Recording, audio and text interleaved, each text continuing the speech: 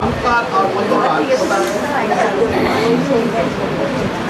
और हाँ जी, एक युग का भी होता है और एक दिन का भी होता है।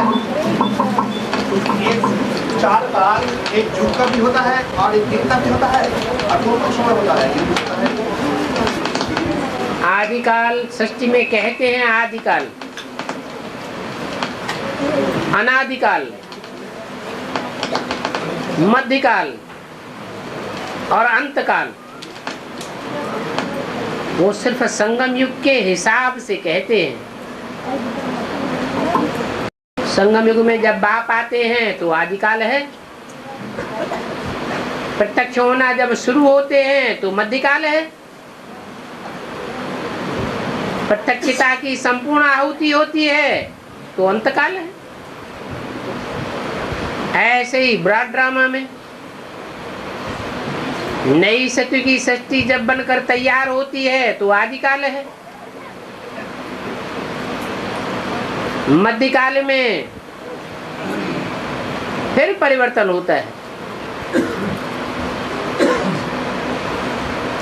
ईश्वरीय कार्य व्यवहार बदल जाता है, आसुरी सृष्टि की शुरुआत होती है और कलयुग का अंत होता है। सतयुग की आदि होनी होती है तो फिर बाप आते हैं, उसे संगम कहा जाता है। परंतु ये अनादि सृष्टि जो चलती रहती है उसे कहते हैं अनादि सृष्टि। सृष्टि का आदि नहीं कह सकते, सृष्टि तो अनादि है और अनादि काल तक यूं ही चलती रहेगी। और स्टेशन से पहुंच जाएंगे जैसे माखन से चूल निकल जाएगा, मक्खन से जैसे बाल निकलता है, ये साफ हो जाएगा, ऐसा बात क्या? ऐसे हम इस विकारी सृष्टि को, पतित तमो प्रधान दुनिया को क्रॉस करके चले जाएंगे। हमको कोई तकलीफ नहीं होगी।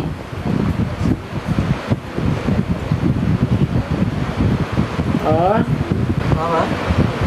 सुप्रीम सोल तुरिया सोल है, तुरिया का अर्थ क्या है? तुरिया तुरिया तुरिया तुरिया माने सबसे अलग थलग।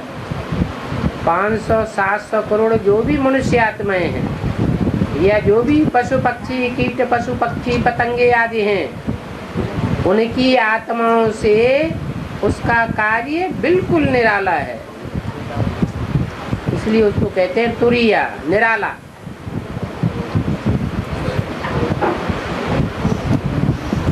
और बाबा जो होली का त्योहार जो बाहर का देश में जो मनाया जाता है उससे क्यों मनाया जाता है? मेरा तो मतलब क्या है? होली का मतलब कितनी बार अव्यक्त वाणी में बताया हुआ। होली का मतलब जो हो गया सो हो गया। होली में अग्नि जलाते हैं, लकड़ियां इकट्ठी करते हैं, ये हैं विकारों की लकड़ियां। 2500 वर्ष के ड्रामा में जो विकारी बने हैं वो बची बचाई जो भी लकड़ियां हैं विकारों की वो सारी आहुति जल जाती है। आत्मा है होलिका, आत्मा नहीं जलती है और देवान सारा इस होली में जल जाता है। रंग की धुलिया मनाते हैं, जो रंग फेंकते हैं वो धूल भरा रंग फेंकते हैं, मन देह अभिमानी की होली मनाते हैं। आजकल तो और ही होली का स्वरूप बहुत बिगड़ गया है, एक दूसरे के ऊपर कीचड़ भी बहुत फेंकते हैं।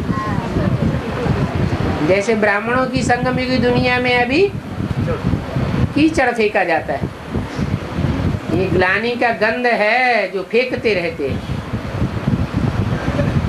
एक तामसी रूप हो गया है होली मनाने का। फिर नए नए कपड़े भी पहनते हैं, पुराने कपड़े त्यागते हैं।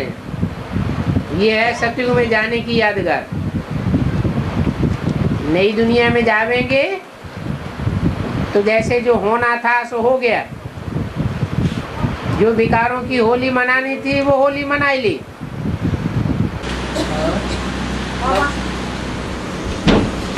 ये प्रकाश मुनि दादी जो शरीर छोड़ दिया उसको सोल अभी कहाँ किसको अंदर भी पाठ बचा था।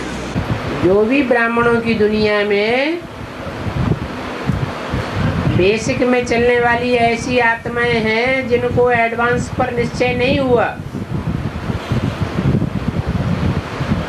और बेसिक की बातों पर निश्चय रहा, लंबे समय तक उन्होंने ऐसा ही पार्ट बजाया, तो अंत मते सो गति कैसी होगी? एडवांस की गति होगी या बेसिक जैसा पार्ट बजाया वैसी ही गति होगी? तो मम्मा बाबा का जैसा पार्ट चला है वैसी गति उनकी हुई। तो कोई न कोई में प्रवेश करके मम्मा बाबा की तरह पार्ट बजाते हैं। और बाबा वो बोल रहे हैं जो लड़का होकर जन्म लिया है और उस दिन गए थे वो बेसिक में मुरली से मिला तो बोला जो लड़का होकर जन्म लिया। अब उनके कहने से ही बात मान ली जाएगी? वही तो सब हंसी खुशी मना रहे, बोलते बेटा हो गया बेटा हो गया। कोई बात का आगा पीछा होना चाहिए। भक्ति मार्ग और ज्ञान मार्ग में अंतर क्या है? भक्त किसे कहा जाता है? जो अंधश्रद्धा अंधविश्वास की बात को बिना किसी कारणकारी का विभेद किए मान ले कि वो ऐसे कहता है तो वो बात हम सुन रहे हैं, दूसरों को सुना रहे हैं, बड़ी सभा में सबको एडवर्टाइजमेंट कर रहे हैं, तो ज्ञानी हुआ या भक्त हुआ? ये तो भक्तों की बात हो गई। जिस बात का कोई मतलब ही नहीं है उस बात को हम चारों तरफ फैलाएं क्यों? अपनी भी बुद्धि खराब करे, दूसरों की भी खराब करे। बाबा स्त्री पुरुष दोनों पाप करते हैं तो स्त्री लोग का अग्नि परीक्षा देना पड़ता है, पुरुष को क्यों नहीं देना पड़ता है? मैंने पुरुषों को अग्नि परीक्षा नहीं देनी पड़ती है? ये तो कोई बात नहीं हुई। जितने भी पुरुष हैं वो परीक्षा नहीं देते हैं विकारों की क्या? स्त्री के तरफ स्त्री तो अग्नि परीक्षा देना पड़ता है। अरे वो सीता माने आत्मा, तुम सब सीताएं हो, कोई एक सीता की बात नहीं है। सब सीताएं अग्नि परीक्षा से गुजरती हैं। राम है एक और सीताएं हैं अनेक। और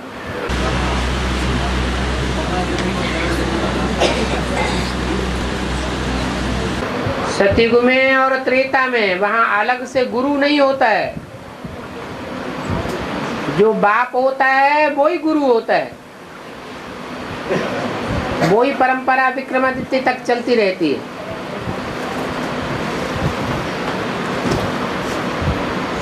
वो बाप ही गुरु बन करके बताता है कि ऐसे ऐसे मंदिर निर्माण करो, मंदिर बनाओ, शिव की पूजा करो, अभिविचारी पूजा करो।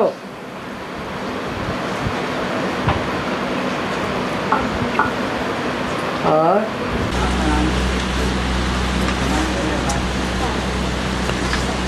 फिर उसके बाप का नाम क्या? फिर उसके बाप का नाम क्या? फिर उसके बाप का नाम क्या?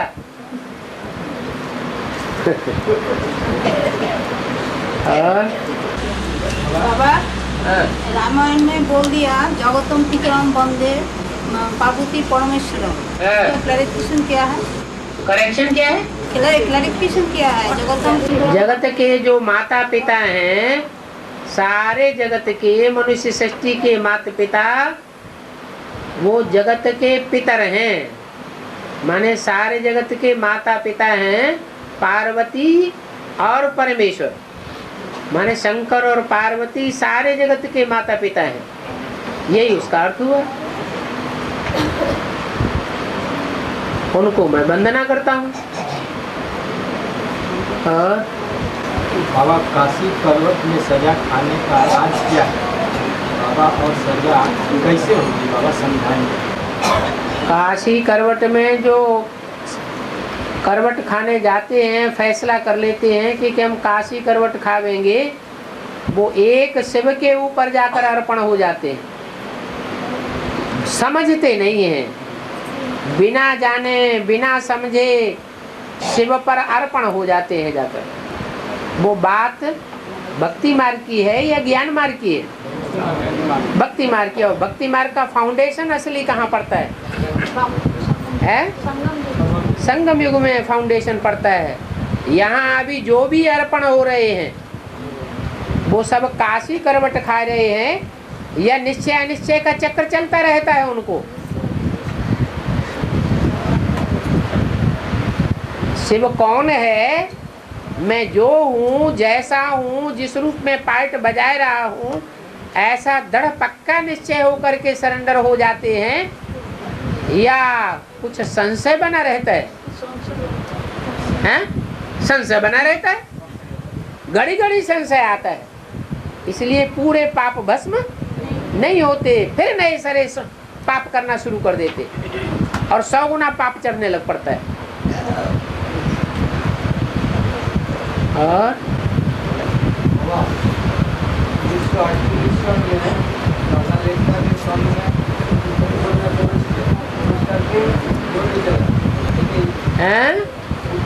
ने 48 साल में दादा लेकर के काम में प्रवेश करके मुरली कराया।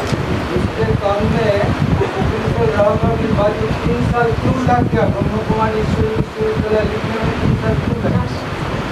कोई भी काम जो शुरू होता है एकदम थोड़ी शुरू हो जाता है। ये तो ड्रामा ही जो मिसल चलता है। पहले तो बात एक की बुद्धि में आएगी कि सबकी बुद्धि में इकट्ठी आ जाएगी? हैं? पहले एक की बुद्धि में आवेगी, तो धीरे धीरे वो बात फैलती गई, बाबा की वाणी चलती गई, सुनने वाले सुनते रहे और धारण करते रहे। धीरे धीरे ये फैसला हुआ 1950 तक, ये ब्रह्मा का कार्य तो हिंदुस्तान में चलना चाहिए। ये पाकिस्तान में तो मुसलमानों का देश है, कोई ब्रह्मा को मानता भी नहीं है, तो वहां से ट्रांसफर हो गए। माउंट आबू में जब बड़ी कोठी मिल गई, जमावड़ा जम गया, तब दिल्ली में आकर के सेवा शुरू हुई।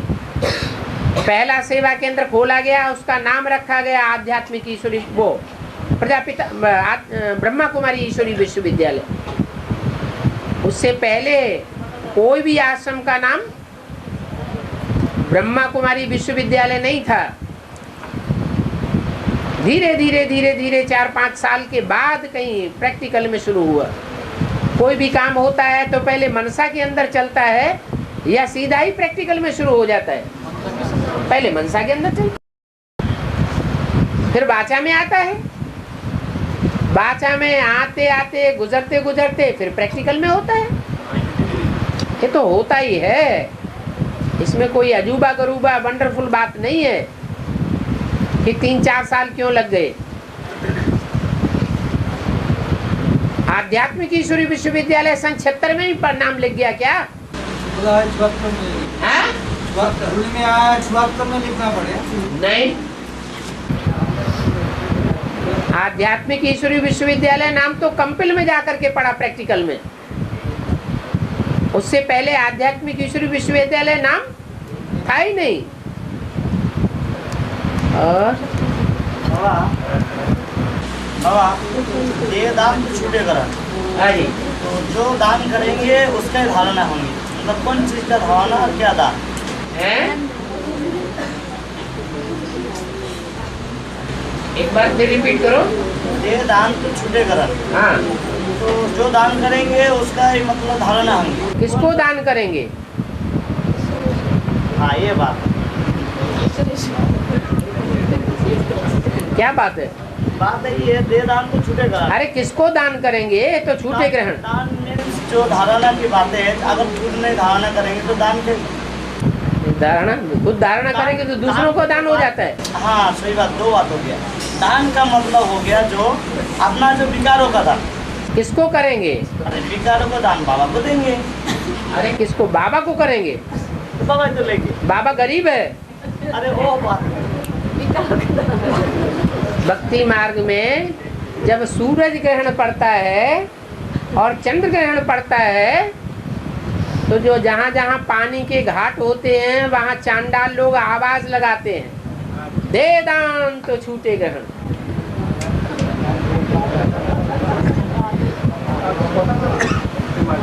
हाँ, माना सूरज को ग्रहण लग गया विकारों का, अब उसको दान दो तो तुम्हारे भी विकारों का ग्रहण छूटेगा। ऐसे ही चंद्र ग्रहण लगता है तो चंद्रमा के ऊपर जब ग्रहण लगा तो भी चिल्लाते हैं दे दान तो उसका छूटे ग्रहण, क्योंकि जब तक उसका ग्रहण नहीं छूटेगा तब तक कोई का ग्रहण छूटने वाला नहीं। किंतु वो तो माता पिता के रूप में, हीरो हीरोइन के रूप में पार्ट बजाने वाली आत्माएं हैं, उनको तो सबसे आगे जाना है। इसलिए संगठित हो करके सब वो दान दें। संघ शक्ति कलौ युगे, कलयुग में संगठन की शक्ति ही काम करती है, भगवान की शक्ति भी काम नहीं करती। अकेला चना भाड़ नहीं फोड़ सकता। बाबा हर एक बात है जो भक्ति मार्ग में देखा था हमारा बंगाल में विशेष करके जो मंदिर में मिट्टी का घोड़ा और हाथी डालते हैं। हाथी और घोड़ा मिट्टी को बना करके मंदिर में रखा जाता है कोई पूजा भक्ति मार्ग में। इसका मतलब हाथी घोड़ा मतलब क्या, शरीर भी हाथी घोड़ा को क्या? घड़ा माने बुद्ध रूपी घड़ा नहीं, हॉर्स जो चलता है, घोड़ा हाथी मंदिर में देता है। अरे ये तो पुरुषार्थियों की बात दिखाई है। कोई पुरुषार्थी हाथी के मिसल पुरुषार्थ करने वाले, कोई पुरुषार्थी घोड़े के मुसल पुरुषार्थ करने वाले, कोई प्रजा वर्ग में आने वाले हैं वो पैदलिया हैं, कोई रथी सवार हैं उनको महारथी दिखाया जाता है, कोई महावीर है। ये तो पुरुषार्थियों की कैटेगरी दिखाई गई, मतलब मंदिर में रखा ही जाते हैं। हाँ जी, तो हम ये भगवान का मंदिर है। भगवान के मंदिर में कोई रथी है, कोई महारथी है, कोई महावीर है, कोई घोड़े सवार हैं, कोई पैदल सवार हैं, अलग अलग प्रकार के पुरुषार्थी हैं। बाबा दुनिया में दिखाया जाता है जो शिवलिंग होता है, जो शिवलिंग में सारे दिन पत्थर का मूर्ति होता है, शिवलिंग उसमें सभी पानी डालते हैं। उन लोग कहते हैं हमारा संसार में सुख शांति है। उन लोग कहते हैं कि हमारा संसार में सुख शांति आ जाए, हमारे संसार संसार में सुख शांति आ जाए दुनिया से। तो ऐसे भी हो सकता है कि हम जो पाथर बुद्धि वाला बच्चा होते हैं अगर सुप्रीम हम लोग को ज्ञान का पानी डालते हैं ऊपर से।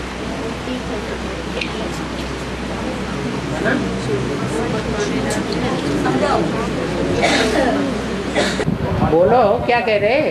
और जैसे हद में दुनिया का आदमी लोग पत्थर में पानी डालते हैं, पत्थर के लिंग पर पानी डालते हैं। हाँ जी, पानी जो डालते हैं तो उन लोग को मन कैसे सोचते हैं कि हम लोग को सुखी संसार हो जाए। अरे ये कहो कि ये शूटिंग ब्राह्मणों की संग में दुनिया में कैसे होती है? हाँ जी, जो शिवलिंग के ऊपर पानी डालते हैं। इधर हम लोग अज्ञान निद्रा में जो हम लोग अमृत वाला सो जाते हैं। नहीं, जब बेसिक नादी चलती है तो जो लिंग रूप में पार्ट बजाने वाली प्रजापिता की आत्मा है उसको भी जो भक्त आत्माएं हैं बीके वाली वो भी ज्ञान का जल चढ़ाती हैं। वो यहाँ शूटिंग होती है उन भक्तों के द्वारा। नहीं, वो तो ज्ञानी का अव्वल नंबर पार्ट बजाने वाली आत्मा है, उसको कोई ज्ञान जल क्या देगा? कोई ब्रह्मा कुमार कुमारी ऐसे पाठधारी को ज्ञान सुना करके संतुष्ट कर सकता है क्या? कर सकता है? नहीं कर सकता।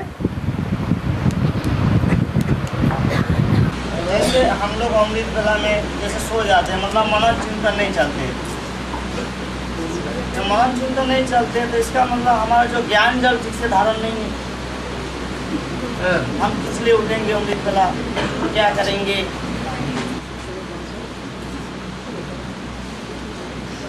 क्या कहना चाहते? मैं कहना यही चाहता हूँ, जैसे अमृत वेला में निद्रा उठते हैं हम लोग, जो टूट जाते अमृत वेला करने के लिए, लेकिन क्या होता है आत्मा सोचते हैं, सोचने के बाद कुछ बार सो जाते हैं। इसका मतलब यही है जो हमारा जो पिता परम पिता का जो ज्ञान जल है वो अपने अंदर में जो है ही नहीं, इसलिए हम उठते। तो औरों में क्यों होता है? जो औरों का मंथन चलता है तुम्हारा नहीं चलता है? मैं हमारा ही बताएंगे ना, जैसे मैं औरों को चलता तो है, हाँ जी, जो औरों को क्यों चलता है तुम्हारा क्यों नहीं चलता? बात तो सही है। असली बात ये सही है कि पूर्व जन्मों का पाप का बोझा दादा चढ़ा हुआ है तो मंथन नहीं चलने देगा, और जिनका पाप का बोझा उतर रहा है उनका मंथन जरूर चलेगा। वो जरूर ईश्वरीय सेवा में लगे रहेंगे और उनका मंथन भी चलेगा और बाप उन बच्चों को याद भी करेंगे। जैसे आज ही हुआ, मैं अमृत वेला जो उठ करके जब बैठा है तो हम सोचे किस लिए उठ रहे हैं। अपनी बात सभा में नहीं करना चाहिए। हम सोचा अपनी बात है इसीलिए मैं बात से ही कर रहा और बोला लास्ट में बोला 1 लाख, लास्ट ट्रेन 1 लाख चलेंगे, लास्ट में ट्रेन में 1 लाख सूर्यवंशी जाएंगे। तो बात लास्ट ट्रेन में 1 लाख सूर्यवंशी जाएंगे। ऐसे ये कौन सी मुरली में लिखा है भाई? कोई अव्यक्तवाणी में आया क्या? ना, इस मुरली में आज लास्ट में कौन सी मुरली में आया? एक ट्रेन चलेंगे सूर्यवंशी। एक ट्रेन चलेगी वो ठीक है। हाँ, जैसे हिंदुस्तान पाकिस्तान का जब खून खराबा हुआ, बंटवारा हुआ, तो पहली ट्रेन जब निकल पड़ी तो निकल पड़ी और उस ट्रेन में से जो जाने वाले थे वो निकल गए। अब वो ट्रेन चाहे अहमदाबाद से चली हो कराची की ओर, चाहे वो ट्रेन कलकत्ते से चली हो, चाहे वो ट्रेन इलाहाबाद से चली हो या बम्बई से चली हो या बंगलौर से चली हो, पहली ट्रेन में जो भी हिंदुस्तान से जाने वाले पाकिस्तान चले गए वो तो चले गए सेफ। बाकी उसके बाद जो दूसरी ट्रेनें चली वो सब खटाखट मारे गए। वो तो आदि का बात हो गया। और वही अंत की बात होनी है। अंत के बाद जो अंत में भी जब ऐसे झगड़ा होगा, मार काट होगी, तो क्या होगा? जिनको खींच होगी, जिनकी बाप से लगन लगी हुई होगी, उनको बाप का तार पहुंचेगा और वो निकल जाएंगे। तो वो 2018 का पहले ही हो जाएगा। अब वो कब होता है ये तो तिथि तारीख नहीं बताई जाती है, लेकिन जो तब तक आराम से चैन की नींद पड़े पड़े सो ले। लेकिन मुरली में ऐसे बोला गया जो लास्ट में जहाँ का उन्हों तहाँ पहुँच जाएंगे, हाँ जी, ऐसे हाँ कि जी। माउंट आबू तक नहीं रहेंगे। तो ये तो आपको 2036 तक होगा लगता है। अब कहाँ कौन पहुंच जाएगा? जिसको शांति धाम में पहुंचना होगा वो शांति धाम में पहुंचेगा, जिसको सुख धाम में पहुंचना होगा वो सुख धाम में पहुंचेगा। माउंट आबू भी नहीं रहेंगे, अब जो जहाँ का होगा, दिल्ली भी नहीं रहेंगे। जो शांति धाम के वासी होंगे वो शांति धाम पहुंचेंगे, और जिनका अच्छा पुरुषार्थ होगा वो शांति धाम से होते हुए सुख धाम में पहुंच जाएंगे।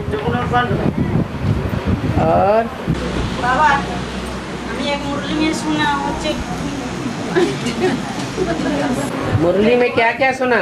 দোহাই দেনা দোহাই নেনা দোহাই দেনা দোহাই নেনা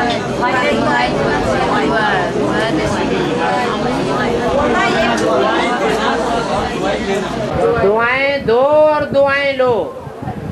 हाँ, तो क्या हुआ फिर? इसका अर्थ क्या?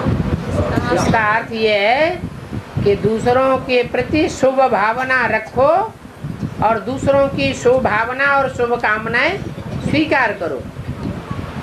न किसी को दुष्ट बातें बोलो और न किसी की दुष्ट बातों को स्वीकार करो। दुआएं दो, अच्छी अच्छी बातें दो और अच्छी अच्छी बातें लो। इंसान देवी जो है उनकी आंखों में पट्टी बना रहता है, तो इसका बेहद में क्या राज है? इसकी आंखों में इंसाफ की देवी, राष्ट्र इंसाफ की इंसाफ की देवी। इसका बेहद में क्या राज है? ये आंखों में पट्टी बंधे रहने वाली बात कलयुग की है या सतयुग की है? ये कलयुग की बातें हैं। इंसाफ वही होगा जो कायदे कानून की किताब में लिखा होगा, और किताब में जो कुछ लिखा हुआ होता है वो सब झूठ होता है या सच्चा होता है? वो सब झूठ होता है। किताब कभी भी पूरी बात नहीं समझाएगी, किताब अधूरी होती है, और भगवान का ज्ञान संपूर्ण होता है। भगवान खुद ही जब अपने राइट हैंड के साथ धर्मराज के साथ आता है तो सच्चा फैसला होता है। वो आंखों का अंधा नहीं होता है।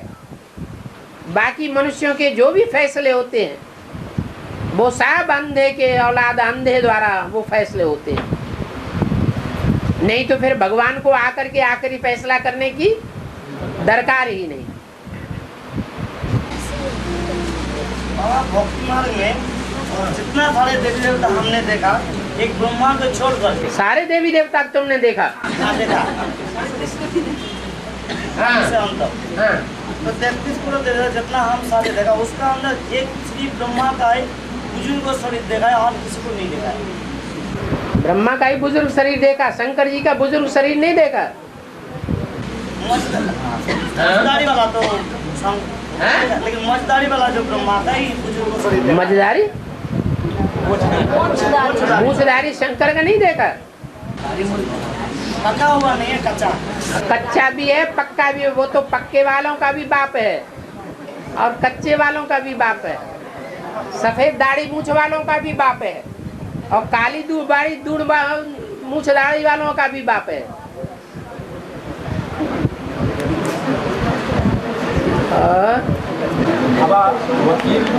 इससे ये साबित होता है कि ब्रह्मा तो सिर्फ दाढ़ी मूछ वाला ही दिखाया जाता है, माने भिखारी ही भिखारी है, श्याम ही श्याम है। वो सुंदर पार्ट नहीं है, लेकिन शंकर का जो पार्ट है वो श्याम पार्ट भी है, माने दाढ़ी मूछ वाला भी है और क्लीन शेव अर्थात सुंदर पार्ट भी है। एक ही शरीर से सुंदर और एक ही शरीर से श्याम पार्ट बजाता है। पहले श्याम और बाद में सुंदर पार्ट बजाता है। और एक तरफ से नारा भी लगाता है शिव बुरा शिव है, शिव को कहता है बुरा शिव है। एक तरफ कहते हैं बुरा शिव, मान मुनि महादेव माने बुरा शिव कहते हैं, मतलब आदि बुरा है। शंकर जी को बुरा कहते हैं, लेकिन दिखाने में ब्रह्मा को ही बुरा दिखा देते। बोले बाहर का लोग नारा बनाता है जो पूरा ब्रह्मा दिखाता है, शंकर को सिर्फ जवानी दिखाता है। नहीं, ऐसा तो नहीं है। शंकर को बूढ़ा भी दिखाते हैं, बच्चा भी दिखाते हैं, नौजवान भी दिखाते हैं, स्त्री चोले में भी दिखाते हैं, पुरुष चोले में भी दिखाते हैं।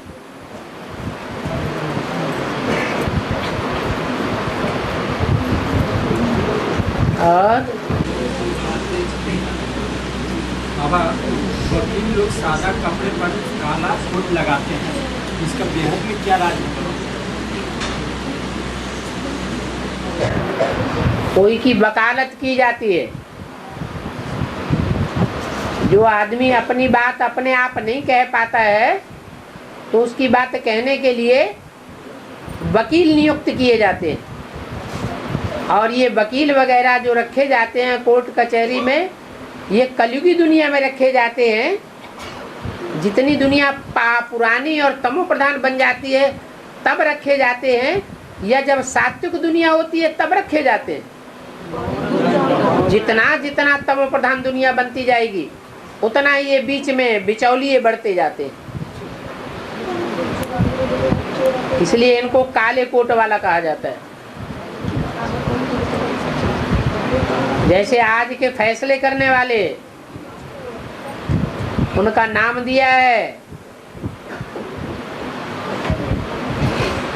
जैसे वो बाल काटने वाला होता है उसका क्या नाम देते हैं? नाम नाम नहीं, हज्जाम। जैसे मुरली में बोला है, आज के जो जज हैं वो ऐसे हैं जैसे हज्जाम, हजामत कर देते हैं।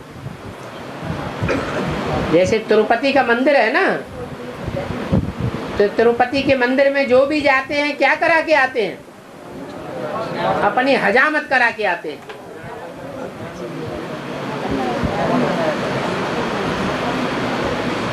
तो तिरुपति को कलियुगी दुनिया की यादगार वाला कहेंगे या सत्युगी दुनिया का नारायण कहेंगे? क्या कहेंगे? दो पत्नियां कहाँ होती हैं? ये द्वैतवादी युग कहाँ की शुरुआत है? ये आज की दुनिया की बात है। और बाबा आलोक को भूल जाते तो बे को भी भूल जाते। तो आलोक और बे, बे तो बादशाह हो गया, आलोक तो जो अल्लाह को मिल गया। कौन आलोक को भूल जाते? अलग वो है जो सदैव पुरुषार्थ में खड़ा रहने वाला है, और वो बे वो है जो बादशाही लेने वाला है। अलग से लेता भी है और फिर गंवाता भी है। ये रचयिता और रचना की कहानी है। रचयिता है बाप और रचना है बच्चा। तो बच्चा है बादशाह और वो है पीरू वजीर, बच्चू बादशाह।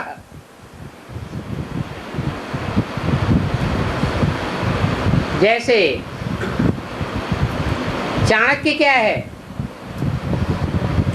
बच्चू है या सलाह देने वाला है? तो सलाह देने वाला है, तो गुरु बनकर के बैठता है। और बच्चू कौन है? चंद्रगुप्त विक्रमादित्य, वो हो गया बच्चू, वो हो गया रचयिता और वो हो गई रचना। अलग राम वाली आत्मा को अगर याद बाप, हाँ बाप, राम वाली आत्मा जो बाप याद रहेंगे। राम वाली आत्मा को याद नहीं करना है। राम वाली आत्मा का शरीर और उसमें प्रवेश होने वाली निराकार शिव की सोल, उसको याद करना है।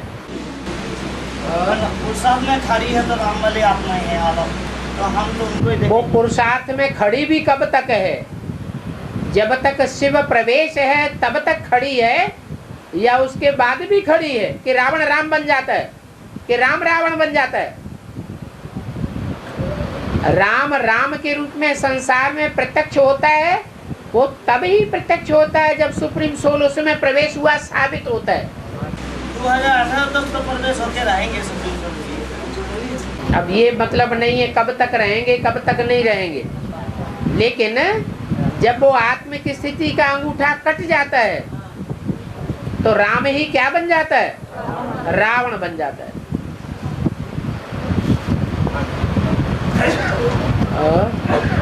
बाबा, होरी का अर्थ क्या है? होरी का अर्थ? अभी तो एक माता ने पूछा, तब पास हो गए थे क्या? बाबा हाँ, तो अभी अगर मेरा हाथ स्ट्रीट काट जाए तो मेरा हाथ में तो हम रावण बन जाएगा।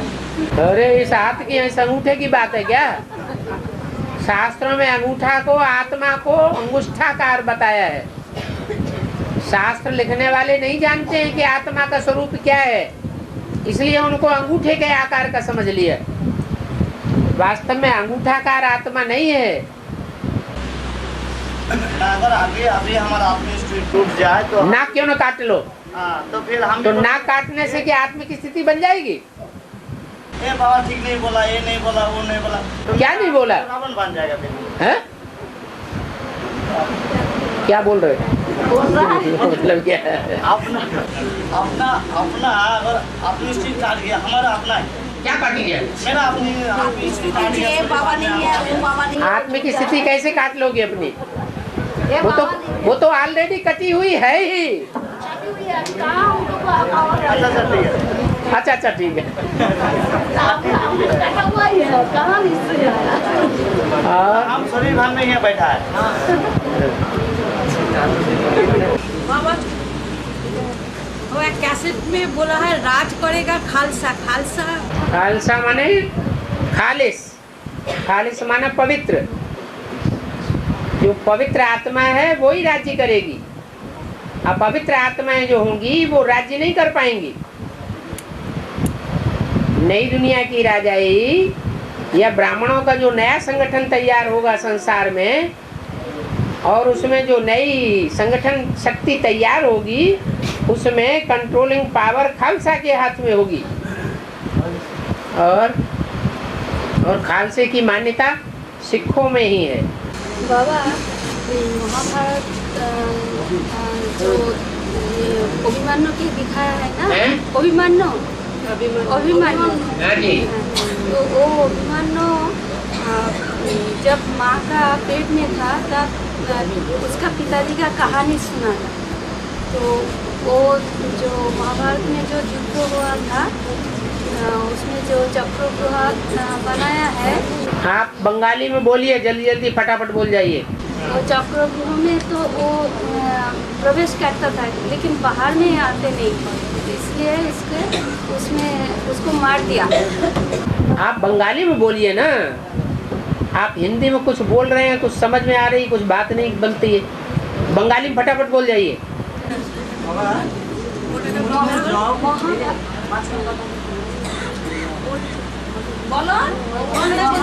महाभारत में जो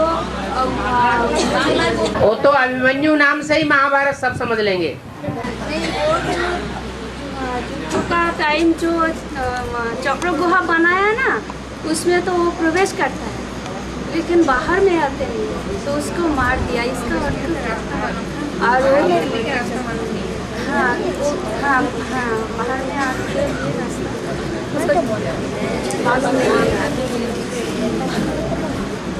और कृष्ण अर्जुन के लेकर उससे भाग गया। क्यों गया और उसका अर्थ क्या? कृष्ण अर्जुन लेकर भाग गया। और नारायण जी से नमस्कार करने के लिए अर्जुन किया का ना। रथ को यहाँ भाग गया ना। जो चक्रव्यूह रचा है वो उस टाइम में अर्जुन को कृष्ण लेके चला गया। नारायण से नमस्कार करने के लिए कृष्ण अर्जुन को ले गया। और उस टाइम में वो चक्रव्यूह में पेश करने वाला कोई है नहीं, जानते नहीं है। उस टाइम में अभिमन्यु बोला कि हम जानते हैं, प्रवेश का रास्ता जानते हैं, किंतु बाहर निकलने का रास्ता नहीं जानता। अब जो नहीं जानता है वो तो नहीं जानता है, तो वो न जानने के कारण ही फंस गया। हाँ। अगर जानता होता तो बाहर ना आ जाता। बाहर आ जाते हैं। हाँ। उसका बेहद का अर्थ क्या है? वेद का अर्थ यह है कि जिस काम को पूरा न जानता हो उसे हाथ में नहीं लेना चाहिए। कोई मरीज है, मरीज को हम आधा ठीक करना जानते हो और आधे में हम उसे छोड़ दें तो मरीज तो मर ही जाएगा ना। तो हाँ, तो ऐसे ही वो चक्रव्यूह में घुस तो गया, मारकाट मचा दी, सबके दिल दहलाई दिए, लेकिन अंदर जाकर के बाहर आने का रास्ता ही नहीं मालूम, तो फंस गया। इसलिए जब तक कोई काम की पूरी जानकारी न हो तब तक उस कार्य को करना नहीं चाहिए, ये दिखाया गया है।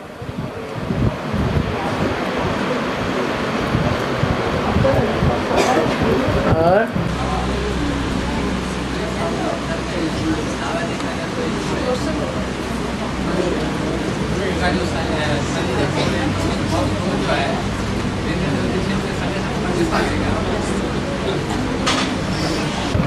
दादा लेखराजे ने 1967 में 69 में शरीर छोड़ा और शरीर छोड़ने के बाद कोई तन में प्रवेश किया।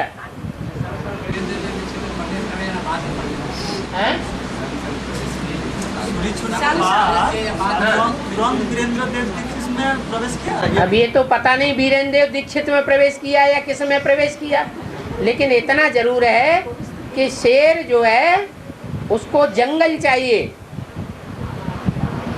जंगल बिना शेर के रह नहीं सकता।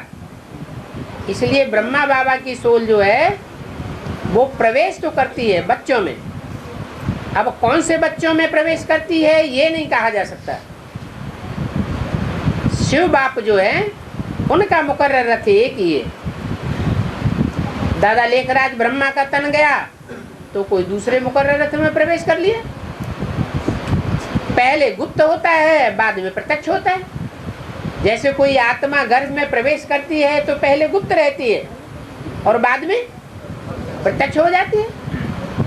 ऐसे हुआ।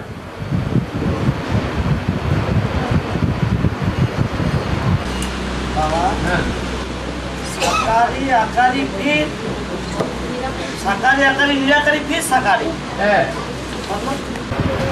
बाप साकारी से आकारी बना, आकारी से निराकारी, फिर साकार बनेगा।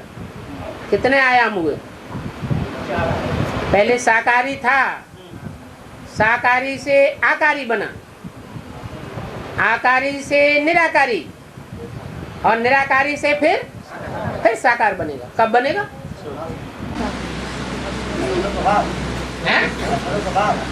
इसके बाद हाँ, शुरुआत में साकारी था, साकारी से आकारी बना। कब? नहीं, बाप आकारी तब से ही बन गया जब से ज्ञान गर्भ में आया, बेसिक नॉलेज में आया और मनन चिंतन मंथन शुरू हो गया। आकारी, आकारी से फिर निराकारी कब से हुआ? 76 से।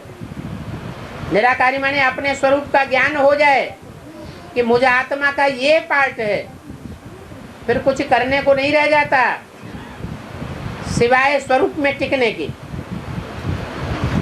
जितना जितना स्वरूप में आत्मा टिकती जाएगी उतना उतना विस्तार स्वतः ही होता जाएगा।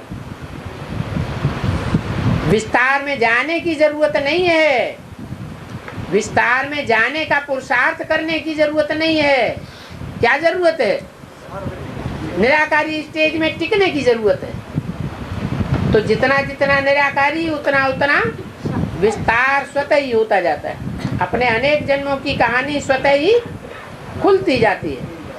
और फिर निराकारी से साकारी, साकारी जब राम और कृष्ण की दोनों ही आत्माएं अंतिम संपूर्ण स्टेज को प्राप्त कर जाए, विष्णु चतुर्भुज प्रत्यक्ष हो जाए, तो साकारी हो जाता है। फिर बोला बाप साक्षी हो जाएगा और बाप दादा साथी हो जाएगा। तो बाप जो निराकार सुप्रीम सोल ज्योति बिंदु है उसको साकार रहने की दरकार क्या है?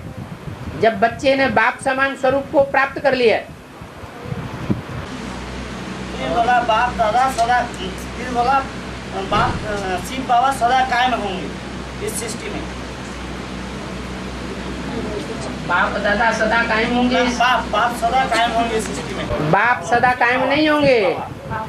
सारा शब्दों को ही बदल दोगे तो सारा अर्थ ही बदल जाएगा। इस सृष्टि पर सदा कायम कोई चीज है नहीं। सदा कायम तो एक शिव बाबा ही है। माना जो साकार स्वरूप है निराकारी स्टेज वाला होगा, लेकिन वो भी सदा कायम इस सृष्टि पर रहता है। और दुनिया में कोई आत्मा ऐसी नहीं है जो सृष्टि रूपी रंगमंच पर ऑलराउंड पार्ट बजाने वाली है। मतलब 4.5 लाख बच्चा को, 4.5 लाख आत्मा को कंट्रोल, टोटल बच्चा और बाप मिलकर 9 लाख को इसमें कंट्रोल और शासन करना, ये अधूरी दुनिया में होता है या संपूर्ण दुनिया में होता है? ये तो अधूरी दुनिया की बातें हैं। 2018 के बाद अधूरी है। जो संपूर्ण बाप है वो तो वो चीज है जो नारा देता है स्वतंत्र रहो और स्वतंत्र रहने दो। जब बापों का बाप यहाँ आया हुआ है, वो ये बता रहा है बच्चे I am your most obedient servant, तो सो बाप से पढ़ाई पढ़ने वाला ये लक्ष्य लेकर के कैसे रह सकता है कि हम दूसरों के ऊपर कंट्रोल करें? कंट्रोल करने वाली बात ही खत्म। यथा राजा तथा प्रजा। इसलिए सतयुग में गद्दियां नहीं दिखाई गई हैं। बाबा ये 2018 के बाद तो कंट्रोलिंग आएगी, तो 2018 संपूर्ण बन जाएगी। फिर कंट्रोलिंग पावर कंट्रोल जो है, हमको बाप दादा ने हथेली में सड़क लेके आएंगे, मतलब हथेली में सड़क देंगे, तो वो 2000 तो देंगे कि दे दिया है? वो स्कूल हथेली माने बुद्ध रूपी हथेली में नई दुनिया का सारा खाका खिंचा हुआ रखा है, उसको कहते हैं हथेली में स्वर्ग दे दिया। माने नई दुनिया की सारी प्लानिंग बुद्ध रूपी हथेली में जिसके आ चुकी है, उसका चित्र कृष्ण का बनाई दिया। कृष्ण हथेली में स्वर्ग दिखाया गया और पांव में नरक ढकेल रहा है, लात मार रहा है। माने जो दुनिया भस्म होने वाली है ब्राह्मणों की, उस दुनिया को लात मार रहा है। इन गुरुओं को मारो गोली, ये गुरुओं की दुनिया है, इससे कुछ लेना देना नहीं, ऐसे ही गड्ढे में जाने वाली। इसलिए एक और लात मारो, जाए जल्दी से गड्ढे में। बाबा ये अभी एक चित्र हमने देखा जो अष्टदेव को 8 दिशा में दिखाया गया। तो ईश्वर तो ईशान में है, आप कुबेर है आपको उत्तर में, तो दक्षिण में जम है, और जो वरुण में पानी वो आपको पश्चिम में दिखाया गया, और पूर्व में इंद्र। इसका मतलब जम जो दक्षिण में है वो कौन? दिखला तो नहीं करेंगे बाबा, लेकिन 4 तो फिक्स हो गया, 2-3 वही क्या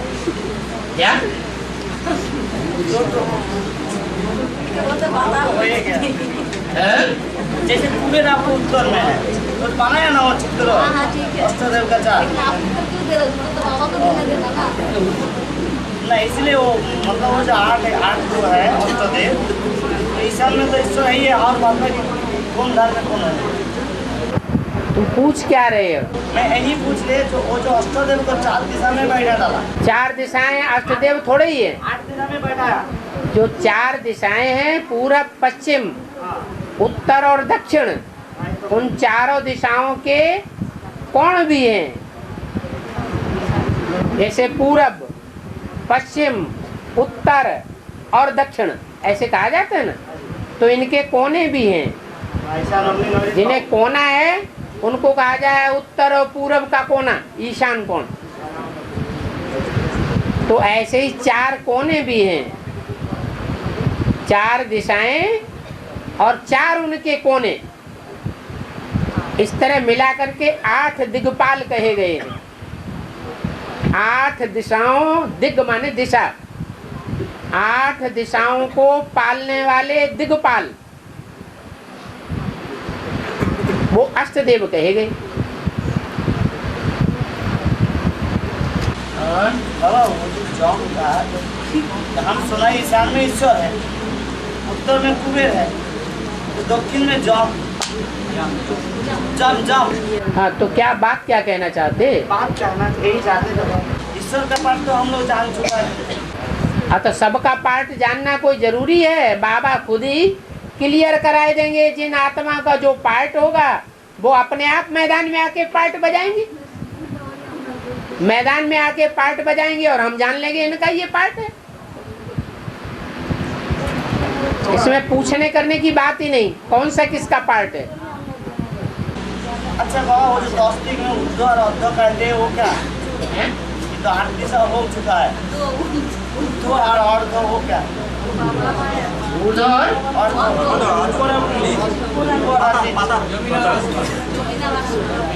हाँ, तो क्या है? उसको मतलब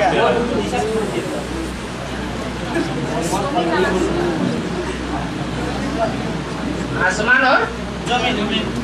तो क्या हुआ? जमीन का मतलब जमीन ही है। मतलब क्या होता है उसका? ऊर्ध्व माने ऊपर, अधो माने नीचे। लेकिन धर्म का पिता है ना दशरथ, 10 धर्म का अपना को कंट्रोल करने वाला होना कि नहीं? आप तो 10 धर्म को कंट्रोल करने वाला दशरथ है, राम को भी पिता है। 10 धर्मों को कंट्रोल करने वाला दशरथ का मतलब क्या? आप तो सारी धर्म का पिता है ना। कहीं 10 धर्म कहते हो, कहीं 10 रथ कहते हो। नहीं बोला 10 धर्म का पिता जो दशरथ है वो कौन है? वो 10 धर्म का पिता है ही नहीं, वो सिर्फ एक आदि सनातन देवी देवता धर्म को ही स्थापन करने वाला है। उत्तर भी दे रहा है आप तो। आप है। अनेक धर्मों को क्यों स्थापन करेगा?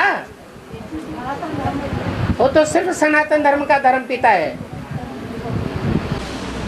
मतलब वो जो 8 गुरु होता है ना, 8 गुरु 100 ले लीजिए छोड़ करके फिर भी 8 गुरु है, वो 8 गुरु तो बात नहीं, लेकिन उसको भी तो दबाई देते हैं ना। पागल न हो जाओ। क्या पूछ रहे हैं? बोलते बोला पागल मार रही है आवाज। ठीक है, पागल बाबा बोला नहीं, बाबा को पागल बनाते हो। हाँ जी, अव्यक्त वाणी जब चलती है ठीक है।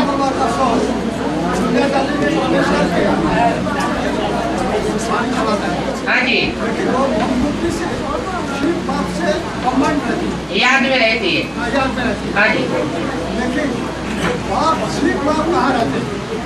शिव बाप जैसे बाबा ने बोला है, तुम बच्चे मेरी याद में जितना रहते हो उतना मैं तुम्हारे साथ हूँ। हाँ, प्रवेश नहीं करते। गुलजार दादी में शिव बाप का प्रवेश तो हो ही नहीं सकता। अगर शिव बाप का प्रवेश गुलजार दादी में हो जाए फिर तो ये साबित हो जाता है कि बाप सूक्ष्म वतनवासी भी है। सुप्रीम सोल शिव कभी भी सूक्ष्म वतनवासी नहीं होता, उसको सूक्ष्म शरीर ही नहीं है। हाँ, इतना जरूर कहा है, तुम बच्चे जितना मुझे याद करते हो मैं तुम्हारे साथ हूँ।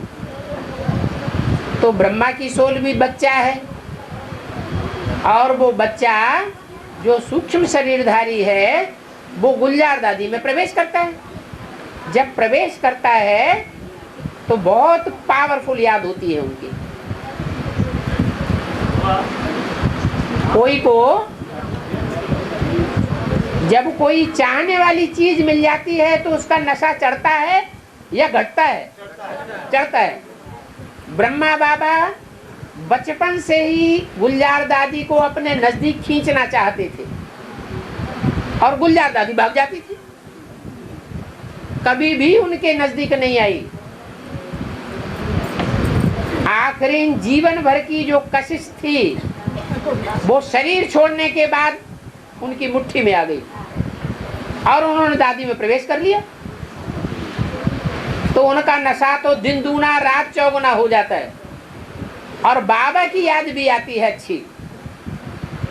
तो जो बाबा की याद में वो साथ में है, शिव बाप के साथ हैं, इसलिए उनकी बुद्धि ऐसे काम करती है जैसे कि वो साथ ही साथ हैं। जैसे कि कवि लोग हैं, सात्विक स्टेज में रह करके जो कविता करते हैं वो कविताएं सच्ची साबित हो जाती हैं। तो बाबा अभी जो शिक्षा में जो साकार बाप है, तो उनका कोई रोल की बापदादा का अंदर है? उनका कोई उनका कोई पार्ट है? रोल किसका? जो शिव बाबा, अभी वो हमारा शिव बाबा है। हाँ, तो शिव बाप और पिता ब्रह्मा, ये दो रोल है। शिव बाप का रोल है ज्ञान सुनाने का, वो सिर्फ क्लैरिफिकेशन देने का टीचर का रोल है। उस रोल का नाम ही है टीचर, सुप्रीम टीचर। वो जैसा क्लैरिफिकेशन दे सकता है शास्त्रों का, अव्यक्तवाणी का, मुरलियों का, ऐसा क्लैरिफिकेशन दुनिया की कोई भी मनुष्य मात्र आत्मा नहीं दे सकती। ये उनका रोल है वर्तमान में।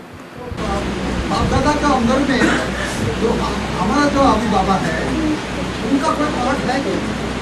बताया तो, जो साकार में पार्ट है उसका नाम है, उसका टाइटल है सुप्रीम टीचर। आत्माएं दो हैं, एक है सुप्रीम सोल जो सुप्रीम टीचर का पार्ट बजाती है, और जिस तन के द्वारा पार्ट बजाती है वो तन वही प्रजापिता का है, माना पतित तमो प्रधान, और उसमें भी कृष्ण की सोल प्रवेश है।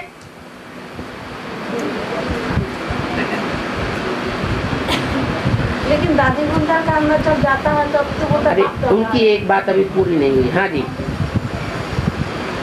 आप कुछ और पूछना चाहते हैं जो कि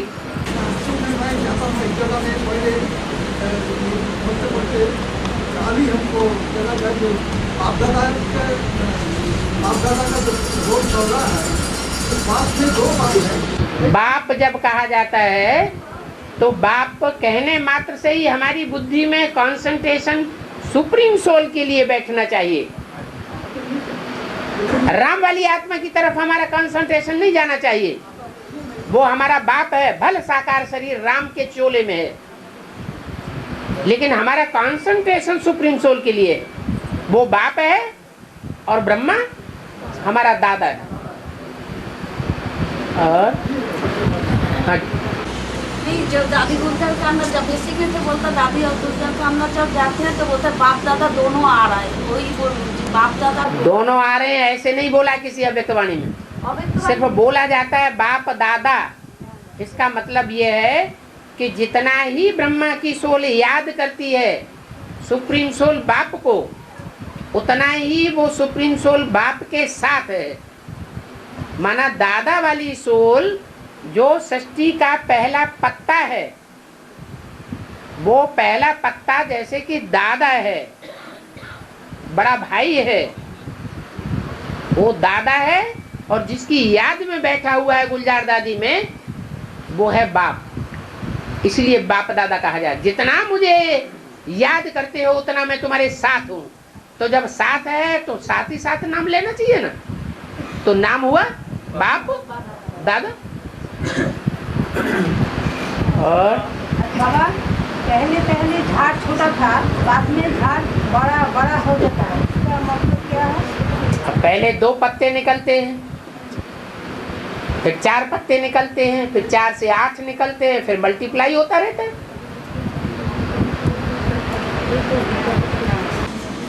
इसलिए पहले झाड़ छोटा होता है, इसलिए कोई भी बीज बोया जाता है तो पहले 2 ही पत्ते निकलते हैं कि इकट्ठे निकल आते हैं। ऐसे यहाँ भी नई सृष्टि का बीजारोपण होता है। 2 से 4 को संदेश मिलता है, 4 से 8 को मिलता है, 8 से 16 को मिलता है, मल्टीप्लिकेशन होता जाता है।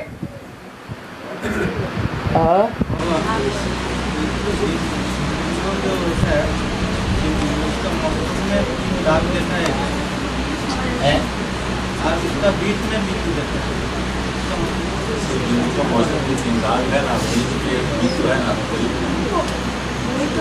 शिवलिंग में 3 दाग है, इसके अंदर एक बिंदु का चित्र है। इसका अर्थ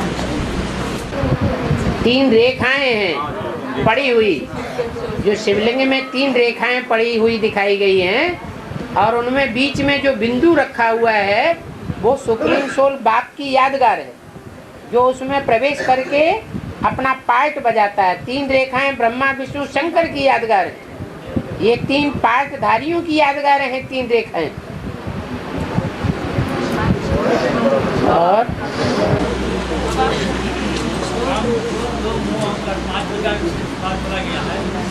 बाबा ने बोला है कि मैं हमको